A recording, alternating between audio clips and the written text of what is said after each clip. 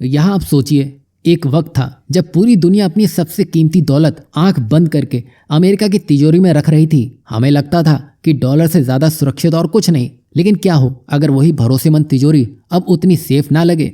और यहाँ कहानी का मुख्य पात्र हमारा आरबीआई यानी कि रिजर्व बैंक है, जो चुपचाप बहुत बड़ा खेल बदल रहा है। अब आप देखिए, स्थिति थोड़ी अजीब है। हाल ही में डेटा सामने आया है जहां भारत ने अमेरिका के सरकारी बॉन्ड में अपनी हिस्सेदारी पिछले 5 सालों के सबसे निचले स्तर पर ला दी है। इसको ऐसे समझिए कि आप अपने किसी अमीर दोस्त के पास से पैसे जमा कर रहे हो और अब आप धीरे धीरे वो पैसे भी लौटा रहे हैं। अब साधारण गणित तो यही कहता है कि अगर आप जमा पूंजी बेच रहे हैं तो आपका खजाना खाली होना चाहिए, है ना। लेकिन यहीं से कहानी जबरदस्त मोड़ लेती है। दरअसल अमेरिका से पैसा निकालने के बावजूद भारत का कुल विदेशी खजाना यानी कि फॉरेक्स रिजर्व कम नहीं हुआ है, बल्कि इतिहास में पहली बार $700 बिलियन के पार जा चुका है। अब ये कैसे हुआ?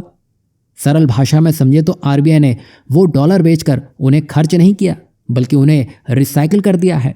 बात सिर्फ यहीं तक नहीं है, उस पैसे का एक बड़ा हिस्सा अब उस चीज में जा रहा है जिससे हम भारतीय सबसे ज्यादा भरोसा करते हैं, वो है सोना। मतलब आरबीआई ने ना केवल टन के हिसाब से सोना खरीदा है, बल्कि उसे विदेशों से वापस अपने देश की तिजोरी में तौलना भी शुरू कर दिया है। और कुछ लोग तो ये भी मान रहे हैं कि दुनिया में जिस तरह के हालात बन रहे हैं, चाहे वो युद्ध हो या फिर प्रतिबंध का डर, अब डॉलर पर भरोसा करना जोखिम भरा हो सकता है। इसलिए भारत अपने सारे अंडे एक टोकरी में नहीं रखना चाहता है। अंत में ये सब देखकर मन में एक सवाल जरूर आता है, अगर दुनिया की सबसे तेजी से बढ़ती इकोनॉमी डॉलर से दूर जा रही है तो क्या आने वाले वक्त में ग्लोबल पैसे का रंग बदलने वाला है? तस्वीर अभी पूरी तरह से साफ नहीं है, लेकिन जिज्ञासा यही है कि आरबीआई का ये गोल्डन दाव आगे क्या रंग लाएगा। यहाँ आपको क्या लगता है कि आगे चलकर सच में करेंसी का रंग बदलने वाला है? हाँ या ना में अपनी राय जरूर दीजिएगा।